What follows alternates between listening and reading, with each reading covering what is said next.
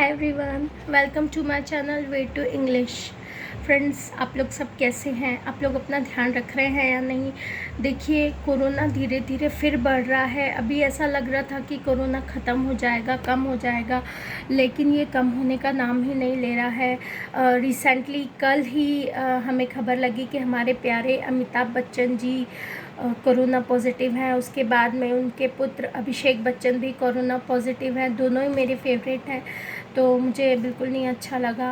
और आप सब जानते हो कि कितना ज़्यादा ये डिसीज़ जो है, जब तक इसका वैक्सीन नहीं आ जाता जब तक तो हमें प्रिकॉशंस लेना पड़ेगा। वो लोग भी प्रिकॉशंस ले रहे थे, लेकिन उसके बावजूद भी उन्हें कोरोना हो गया। तो आप सोचिए कि हम तो आम इंसान हैं और हम किस तरह इससे बच सकते हैं। हमें बचने के लिए टोटली प्रिकॉशन लेना पड़ेगा। वो तो काफ़ी हेल्थ ड्रिंक्स वगैरह भी लेते थे और हाइजीन का भी ध्यान रखते थे, उसके बाद भी उन्हें हो गया। तो आप सोचिए कि हम लोग कहाँ लगे लाइन में। तो बस इसी के साथ मैं आज एक स्टोरी आप लोगों के साथ शेयर करना चाहती हूँ। ये स्टोरी मेरे दिल के बहुत करीब है और इसने मुझे काफ़ी मोटिवेट भी किया है। तो आई होप आप लोगों को ये स्टोरी अच्छी लगेगी, और कभी भी जब किसी बात के लिए आप परेशान होंगे तो आप सोचिएगा, ये स्टोरी देख लीजिएगा और याद कीजिएगा कि इसमें क्या था, आपने क्या सीखा है इस स्टोरी से। तो आप लोगों को डेफिनेटली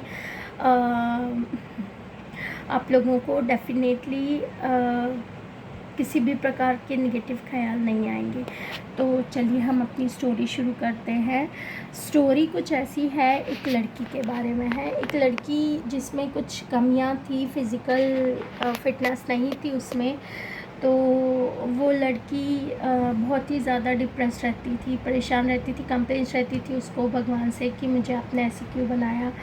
तो इसका आप रीज़न पूछेंगे कि उसे कंप्लेंट क्यों रहती थी, क्योंकि उसे इस बात का एहसास दिलाया जा रहा था बार बार कि तुम वीक हो, तुम कुछ नहीं कर सकती हो और तुम किसी लायक नहीं हो, तुम कुछ भी काम नहीं कर सकती, किसी भी काम के लायक नहीं हो।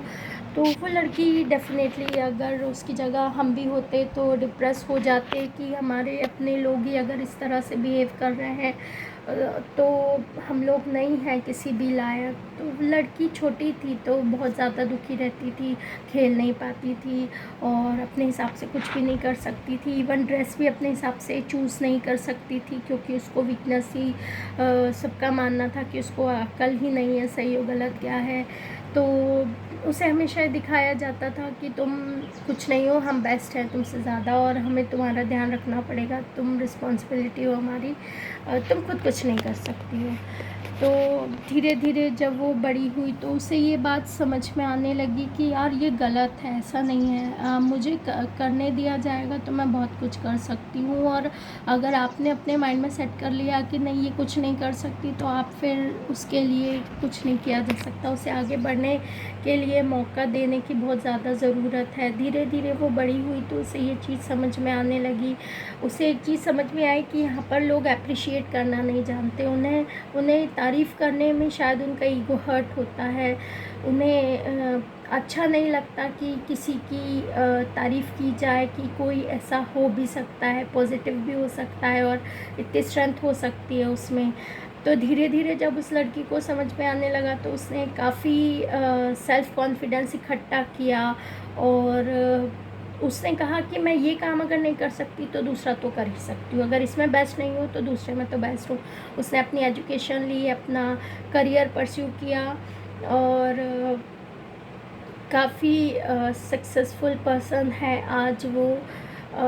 एटलीस्ट इतनी सक्सेसफुल तो है कि खुद को दुखी नहीं रहने देती है। और प्रॉब्लम्स बहुत सारी हैं उसकी लाइफ में, उसके बाद भी वो आज आगे बढ़ रही है, आज कुछ कर रही है। और उसने अपने जीवन से ये सीखा है कि तुमको पता है तुम्हारा अच्छा बुरा क्या है, कोई दूसरा चाहे वो फैमिली मेम्बर ही क्यों ना हो वो नहीं समझ सकते कि अच्छा क्या है बुरा क्या है। अधिकतर फैमिली मेम्बर्स समय के हिसाब से चलते हैं, लोगों के हिसाब से चलते हैं कि दूसरी फैमिलीज़ में क्या हो रहा है उस हिसाब से करते हैं, लेकिन आप आपको आपके बारे में क्या सही है क्या गलत है यह आपसे बेटर और कोई नहीं समझ सकता।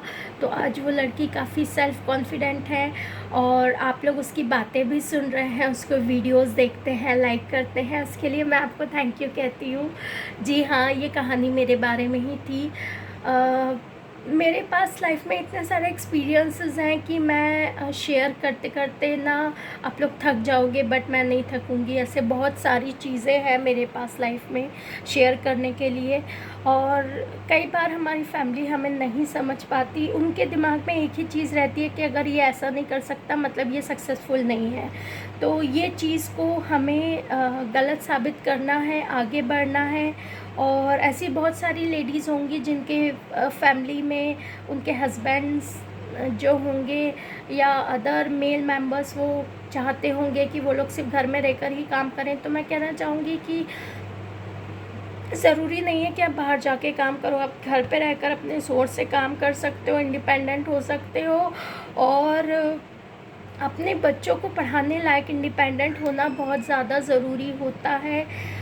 हार्ड वर्क करने के लिए आपको सेल्फ़ कॉन्फिडेंस होना बहुत ज़्यादा ज़रूरी होता है। और आपको इस बात का ध्यान रखना है कि भाई फ़ादर अगर हम बच्चों के लिए टाइम नहीं निकाल पा रहे हैं तो मदर को ही उनको स्टडीज़ करवानी है और उन्हें काफ़ी स्ट्रॉन्ग बनाने की ज़रूरत है। अदर फैमिली मेम्बर्स तो करते ही हैं, लेकिन बीइंग अ मदर हमें भी उनको पढ़ाना लिखाना ज़रूरी है। इसके लिए आपको इंग्लिश मीडियम में अगर आप डालते हो तो कोशिश कीजिए थोड़ी बहुत इंग्लिश आप लोगों को भी आए।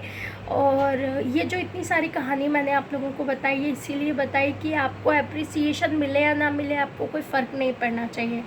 आपको आपका जो एम है वो कंप्लीट करना है, वो पूरा करना है। एप्रिसिएशन को मत मिलने दो, कोई दिक्कत नहीं है। बिना एप्रिसिएशन आप लोग खुद अपने आप को दे सकते हो, जैसे मैं हमेशा देती हूँ। मुझे अपना काम अच्छा लगता है और मुझे अपने वीडियोस अच्छे लगते हैं, कोई देखे या ना देखे मुझे उससे कोई फ़र्क नहीं पड़ता, क्योंकि मुझे पता है मैं अच्छा काम कर रही हूँ, उसकी वैल्यू आज नहीं है तो कल होगी।